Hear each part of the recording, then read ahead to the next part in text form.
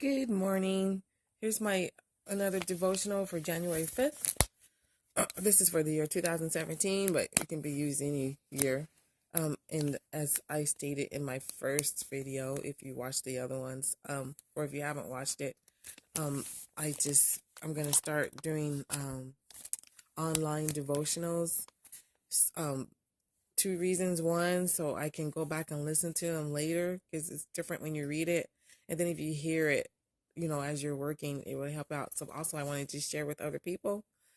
So if you're busy or just, you're just like, I don't feel like reading, you can sit and hear the devotionals, and they're all Bible based because I am a Bible based born again Christian. And so I just wanted to share it, and I usually use several resources, and sometimes Kayla will be helping me do some of the devotional. Sometimes we discuss things together. It'll be different every day as we're led by the Spirit. Okay, and this morning I'm doing the devotional from Jesse Duplantis, and it's an excerpt from his message, Check Your Emotional Language at the Door. All right, so here we go. Oh, and one thing I want to say too, please don't leave evil comments. If you don't like it, don't read it. Don't listen to it. Just turn off the channel. But this is to encourage other people. Thank you. Have a blessed day. Have emotions ever overwhelmed you and confused you so much that you weren't quite sure what you believe? Let's face it, life can really be tough, and emotions can get the best of anybody, especially when it comes to your family. Just look at the emotionally distraught father in Mark chapter 9, who asked Jesus to deliver his demon-possessed son. According to the scriptures, this poor dad watched his son foam at the mouth, fall to the ground, get torn up, cast into the fire, and thrown into the waters by a dumb spirit for years. Understandably, he was pretty desperate to find help for his boy. Let's look at the 9th chapter of Mark, where after pouring his heart out to the Lord, the Father begged Jesus, if thou canst do anything, have compassion on us and help us, which is in Mark 9:22.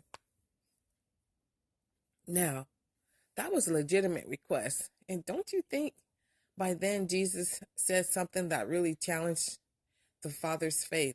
Jesus said unto him, if thou canst believe, all things are possible to him that believeth, in Mark 9:23.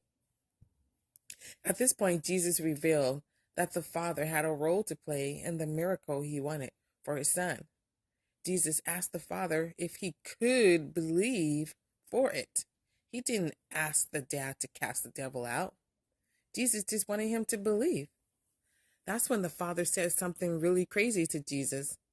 And straightway the father of the child cried out and said with tears, Lord, I believe. Help thou unbelief. Help my unbelief. Mark 9, chapter 20. Mark chapter 9, verse 24. Let me ask you, do you think the father was lying about his believing? No, he was just flat out emotionally distraught. And hey, it would be hard not to be. But because emotions don't confine itself strictly to one thing at a time, the emotionally distressed father started flip-flopping in the middle of the greatest need. Has that ever happened to you? Excuse me. Yeah, for me it has. Like I said, life brings trials to every person, but you have the power to guard your believing by checking your emotional language at the door. Remember, God has given you the gift of faith, and it's not to be treated as an intellectual puzzle. You don't have to question it. Just obey it. Maybe you're facing something really hard right now, and emotions are fighting for your voice. Don't let them speak. Instead, make up your mind to believe God's word in your life. No matter what, be determined to make 2017, or any other year, the year that you walk by faith and not by sight. I'm believing with you that this is your year to have victory in every area of your life. God bless you.